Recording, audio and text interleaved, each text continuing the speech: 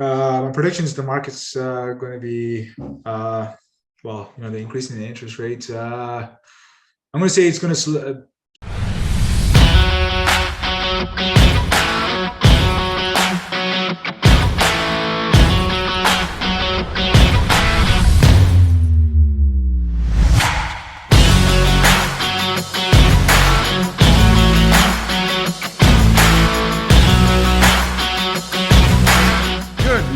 Everybody, and welcome to the Canadian Real Estate Show. If you aren't already subscribed, what the heck are you doing? It's that red button right there.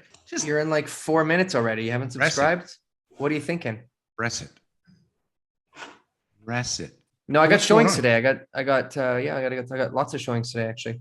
Lots of showings today at your own listing, or are you with buyers? No, just buyers. Buyers going out to look at some places. One guy I got to go meet to talk to him about a sale, but a listing. But things are moving. First of all, haven't we all figured out that trying to predict the market is never going to work?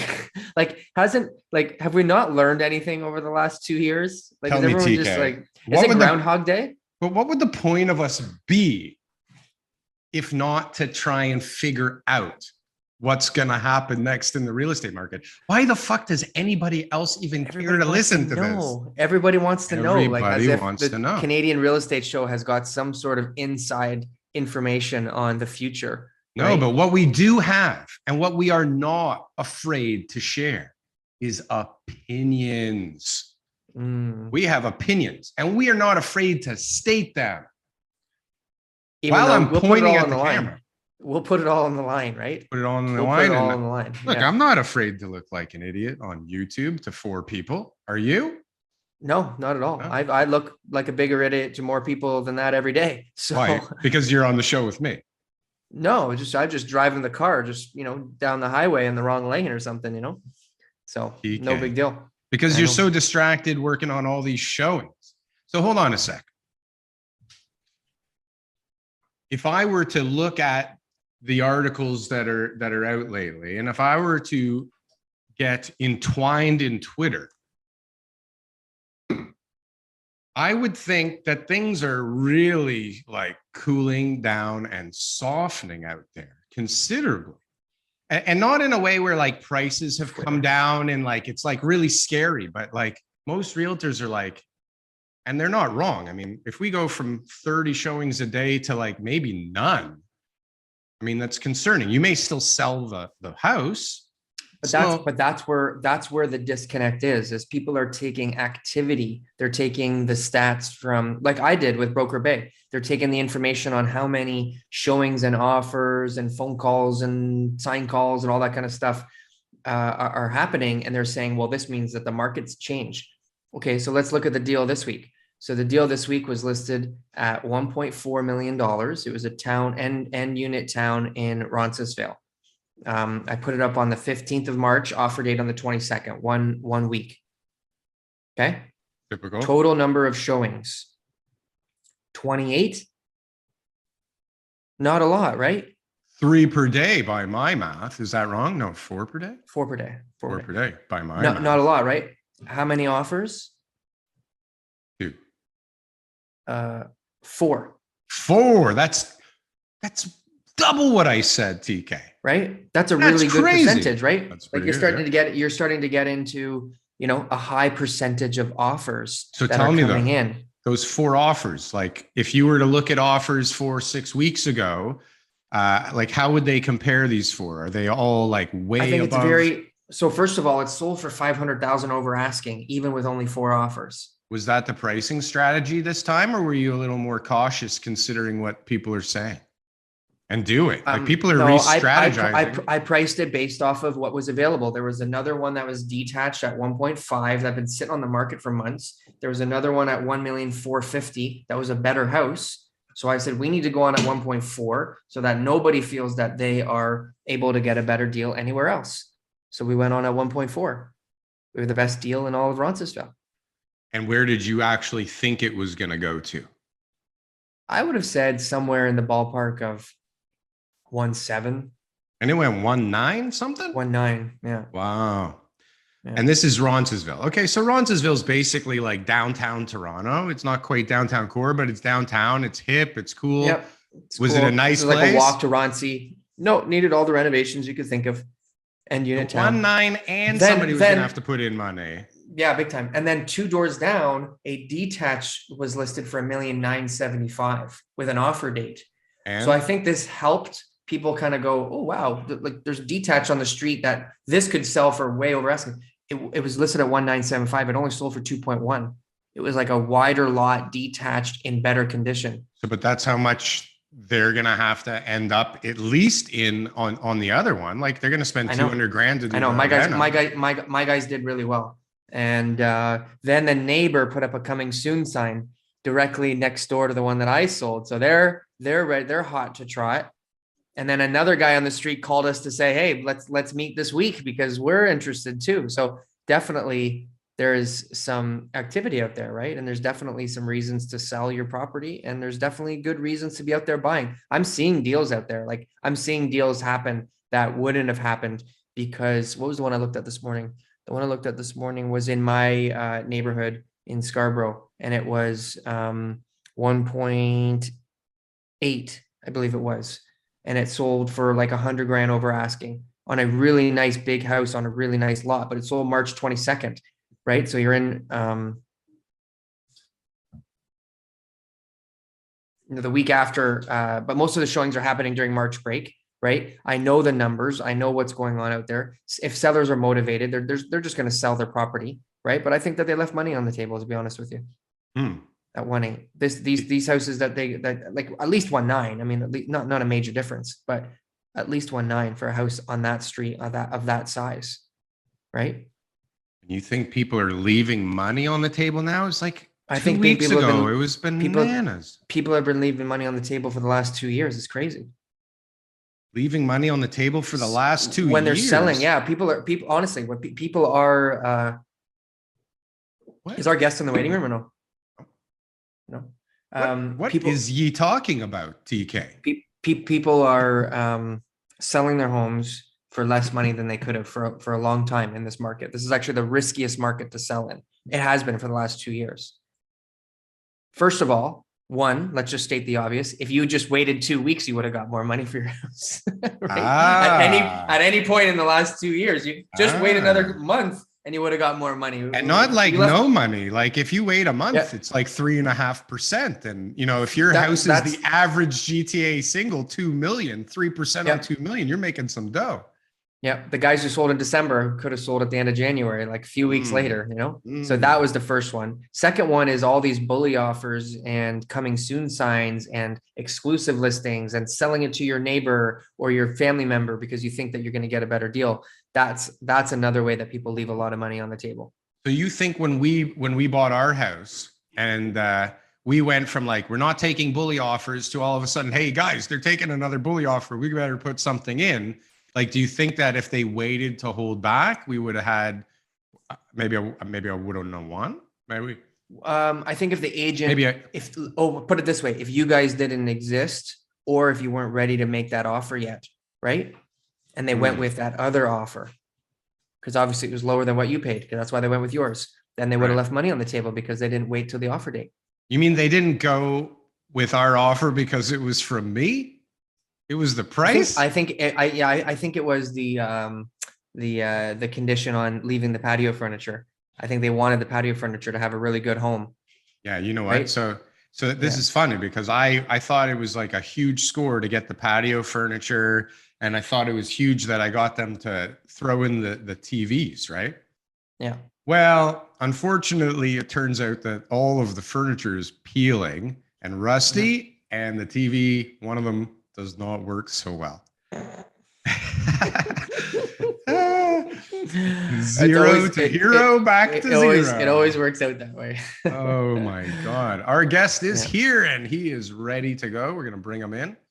And why not? Let's go for a record. Hello. Like record. Welcome, Josh. Record.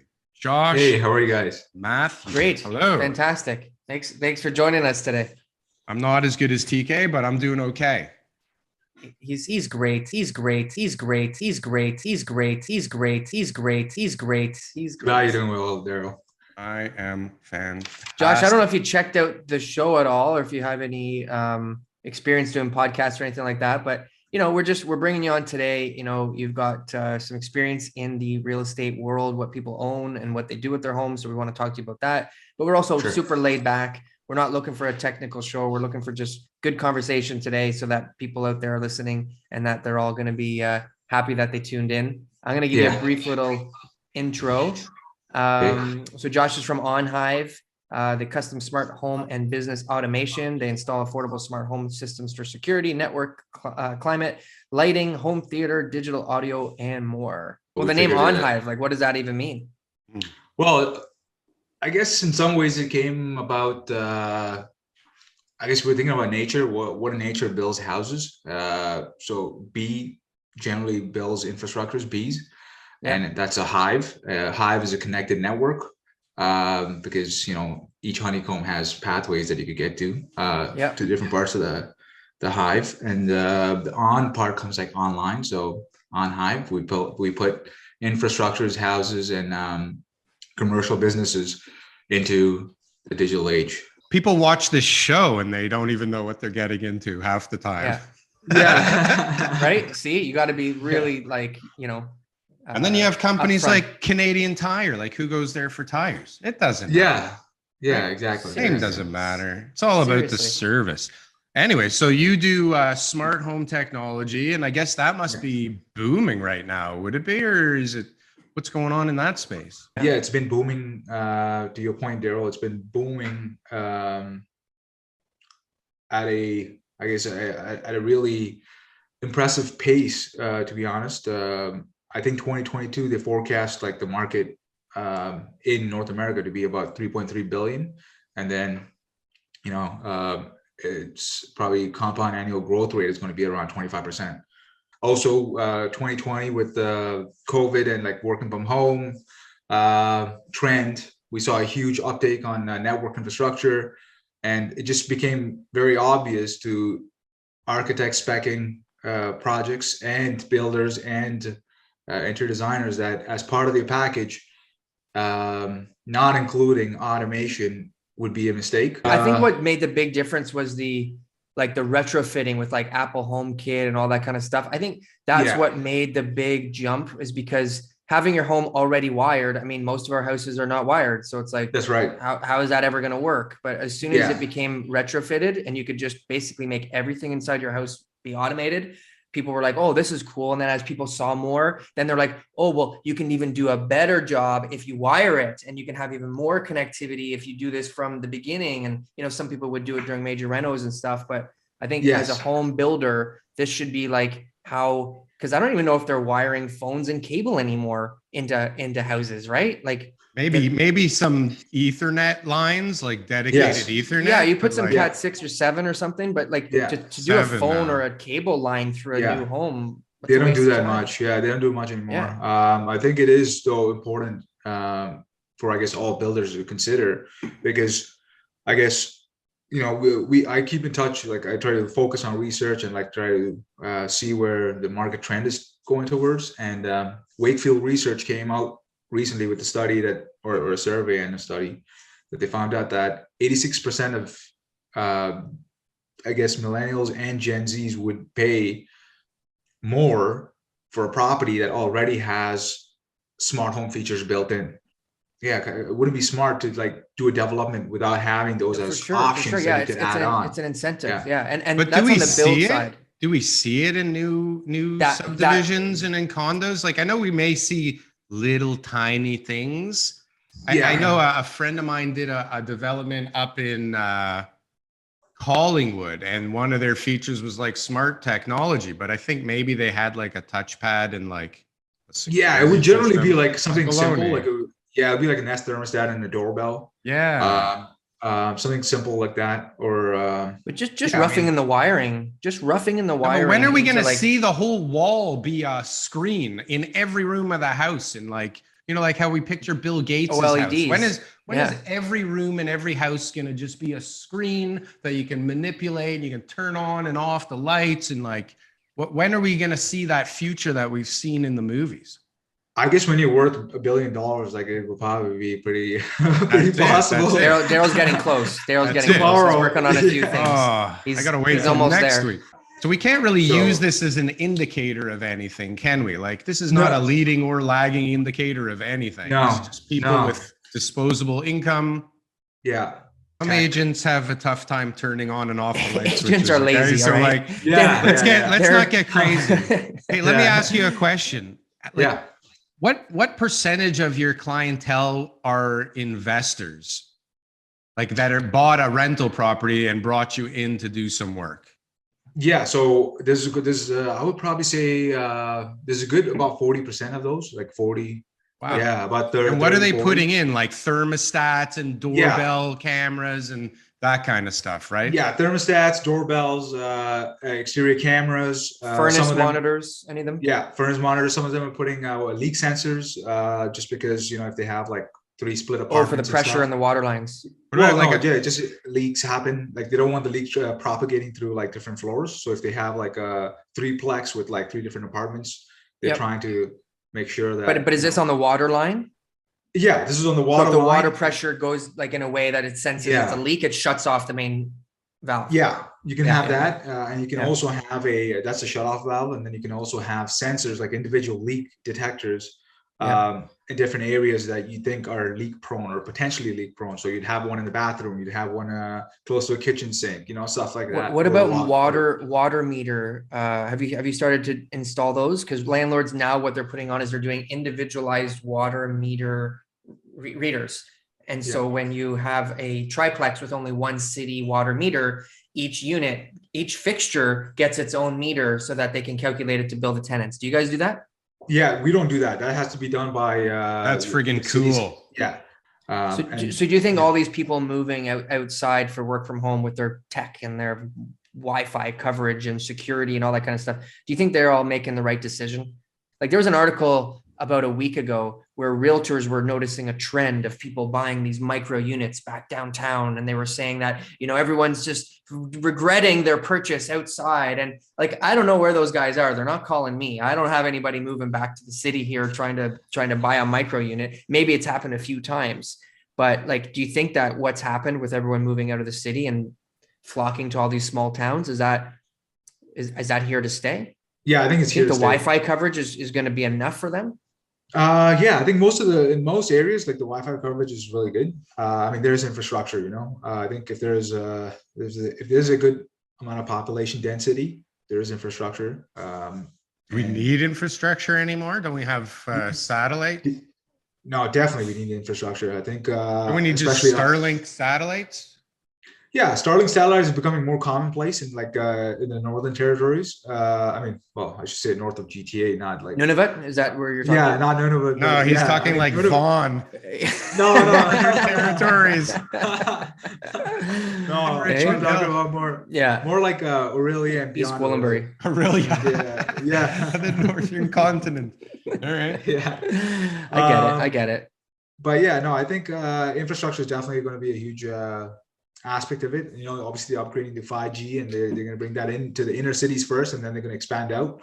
And I think that's going to make a huge change in tech. But to answer your question, Butler, I think it's here to stay. I think people will either do hybrid, where they do 3 days home, 2 days office kind of thing. I really don't picture 5 days a week in the office being sustainable, maybe, I guess, over the long period of time, unless it's like a job that requires that. I don't necessarily see it being a trend where a lot of people I guess come back to Toronto or something. But I guess they might get closer to Toronto. Maybe they might come to Mississauga or something. But Nobody wants to go. Are you in Mississauga? no, I'm not in Mississauga. No. Okay, yeah, nobody wants to go to Mississauga. That's Yeah. it's a tough Oh, place. everybody's tough place busy live trying over to there. get into Brampton. Yeah. Brampton's way better. Brampton's way better. booming. Anybody doing smart technology in Brampton? Those houses are friggin' expensive Yeah, now. The houses Yeah, are I really think- expensive in Brampton. Holy Holy Yeah. shit. There's a lot of new development there. So there's been a ton of new houses. Like you look at sort of proximity to the core and the west part of Toronto, and there really isn't many options other than Brampton if you want like a new house. There's been a few in Vaughan, there's been a few in Mississauga, there's been a few here and Is there. that going to from Brampton to Caledon and like up there? Yeah, exactly. I don't think Brampton, it really Caledon. matters anymore. As long as they have like water and gas, you're good to make a Granite lot countertops. Who needs granite? That's all they want. Water, Change gas, that. and some granite countertops, and they'll pay 1.4 million. Yeah. I don't even need to see it. You said granite, 1.4. Yeah. Josh, do you fear anything? Like, do you see that all these people are moving out? You know, you hear about interest rates going up. You see that people have been spending way more money on houses. Like, is that, maybe you just don't think like that? You know, maybe that's just not something that occupies your space. But is there ever concern? Are you ever like, man, the market seems really just unstable? Is that ever something that you think about? Yeah, of course. As a business owner, I think it's important that is part of your strategy and thought process. Otherwise, you kind of deer in the headlights when events do take place. Like, for example, we know material is going up, right? We know all kinds of material like copper, nickel, like even lithium. All these materials are going up, commodities are going up. And that I guess national debt is high. People are broke right now. People have got their debt to income ratios up higher than ever. You've got people who are struggling. Businesses have really seen like a really tough time. Like there's obviously businesses who are more successful than ever, but there's some businesses who have seen a really tough time. The ones that are more successful, a lot of them have rising costs and staffing issues and things like that too. So I don't know what their profits are like, but there's a lot of concern. And then here's all the yuppies putting home automation into their homes, like it's the middle class doesn't want to hear that, right? They're just like, what do you mean you need to have a safe room or you need to have a camera on your dog house? Like, come on. Yeah. I mean, actually blow the whistle, the dog will come. Yeah. But surprisingly, the middle class do spend quite a bit of money on automation, but it's like, when I say automation, it's like, it seems kind of general, but you got the AV side, you got the security side, you got temperature control and everything else in between there. So like they are spending, but not at a high frivolous kind of unnecessary showboating type of way, but more so in an economical and I guess necessary or key areas. Also that areas that they know that will bring value down the road if they do sell the house to another brand. Let's talk about the high-end homes. When I go into the areas like Forest Hill and Rosedale and areas that have got new custom homes, their systems alone are six figures. Like you're talking $200,000 for their whole system put together. That's correct. That's just what I know. So it could be more. I built a karaoke room for a client once. That must have been $600,000 for the one room. And it was like, I don't know, we had microphones and speakers and a TV. Yeah, no, I don't know about that. That number seems a bit overinflated. No, it's crazy because all the paneling and the sound. The contractor was inflating those prices. Yeah. Listen, it was not like only microphones and speakers. There was some serious technology. The TV alone was probably $40,000 back then, right? Oh, back then. Okay. So we're talking maybe 15 years ago. Okay? Right. And definitely there was a lot of profit in there for me. No doubt about that. I mean, what the hell am I doing it for, right? Your karaoke room, the total bill is $600,000. Yeah. I can't even say that with a straight face now. But listen, the house is $5 million. And people are throwing money around like it's crazy. And you know what? You put a quote out in anything, and I'm sure Josh could speak to this. Nobody even knows what the scope of work is when you're writing the quote. It doesn't end up as the same scope at the end. So it's like you can put all kinds of numbers. If you get a quote from if you say the exact same thing to 4 different AV guys, you're getting 4 different quotes in 4 different price ranges with 4 different sets of components. And you could even give somebody a piece of paper that says, this is exactly what I want. And you'll have prices all over the board. And you know what? All those guys will have different costs across the board, right? It's all craziness. But like, how much? What's like the average price that somebody does spend with you?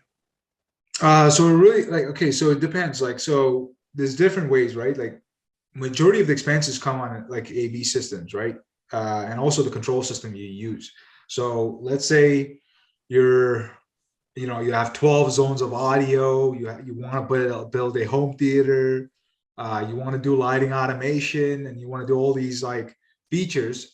And it's not like you're doing lighting automation for like certain areas or like zones in the house. You're doing like the entire house, and like, you know, so in that scenario, you'd have in that scenario, it would be quite an expensive bill. Like, you know, you're looking at anywhere between 80 to 150,000.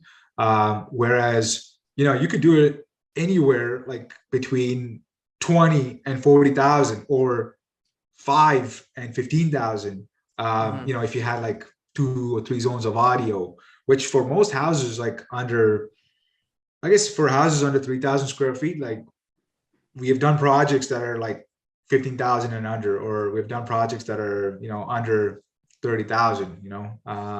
But if you went to a house in Forest Hill and it was like clearly like a $10 million house that was being custom built, chances are you're going to write that quote based on the house that you're in. Because if you bring a $200,000 quote to the guy who just bought the house in Brampton for $1.4 million, he's going to look at you and say, Josh, are you kidding me? What the hell is this? $200,000 for some speakers, right? Exactly. It's also the requirement, right? Like you're figuring out what the requirement is, right? So you're basing everything on requirement. Like you'd be kind of stupid to like go in with no idea of requirement and then just certain level of like speakers and just things, you know, like try to sell a Ferrari to a guy that is looking for an economical like Toyota Camry or like a Honda Civic.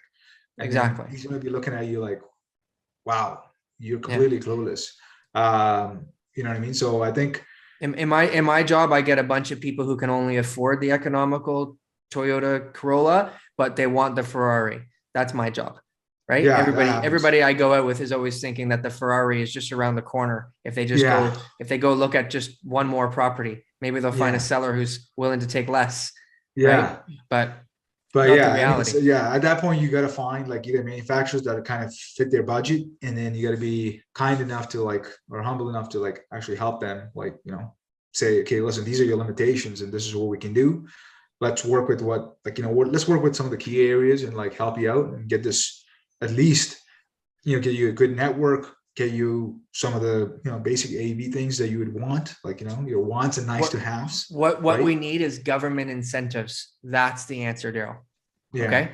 We need government programs to install smart automation. There needs to be a way that the government says, okay, you know what? If everybody's got automated homes, we're going to use less electricity. Right? Yeah. And that if we can have a government program for people to get, for every switch they get $25, for every light fixture they have, you know, whatever, furnace shut off, like all the little things, rental property incentives. If you go and do this on your rental property, you're going to get a tax break because you're making it safer for tenants to live. That will speed up the home automation industry. Yeah. It's kind of also like what they're doing with you know, you're probably wondering why it's so hard to get windows and doors and stuff like that. It's because there's a rebate, an incentive for like, you know, if you get a 3-pane window as an EcoStar Energy it's wasted 3 panes. Rebate, you know, stuff like that. Like, you know, but I'm saying the government is providing rebates for stuff like that. So, but yeah, to your point, triple panes it's an upsell. The government's going to have plenty of subsidies they need to hand out. I don't know if smart home technology is going to be one in the near future. They're going to have to, like, soon we're going to be getting food stamps to help pay for bread. Okay, but imagine if you had a bread maker that would turn on every morning so that you had fresh bread when you got home from work. They wouldn't have to give out those food stamps. Well done, TK. Well done. Okay, Mr. Josh, tell us where people can find you, how we can get in touch with you, and give yourself a little plug. We're coming to the end of the show right now. Yes. Well, make sure we get that out of the way. Yeah, well, you can find us on Instagram at OnHive, OnHive, and you can see, you know, the type of work we do. You can also go to our website, www.onhive.ca. And if you ever wanted a quote, you can always send to info@onhive.ca and get. Your staff, the person that I was communicating with to get you on the show, they were very easy to get a hold of, and definitely somebody to reach out to. Yeah, this is cool, right? Look at all those little buttons. Check out the website. That would be that would be a good start. Kind of help you out. Yeah, a good start. Yeah. And at OnHive, if you want to see the type of work we do and like just get an idea or feel for what the type of execution we pull off. All right, we've got a little tradition here at the end of our show, which is the guest is going to predict whether the market is going to be going up or down over the next 12 months. What's your prediction, Josh? My prediction is the market's going to be, the increase in the interest rates. I'm going to say it's going to slow down a little bit, but it's going to go back up. It's going to continue going up because you got immigration opening up and people flooding the market. He's a bull. He's a bull. The market's going up to the moon. Speed bump, and then to the moon. Yeah, speed bump and to the moon. Yeah. Excellent. Awesome. Well, thank you so much. We appreciate it, Josh. Thanks a lot, Darryl. Thanks a lot, TK. Appreciate you guys having me. No problem. No problem. All the best with the podcast. All the best. Thanks, guys. Thanks. All right. Cheers. Yeah.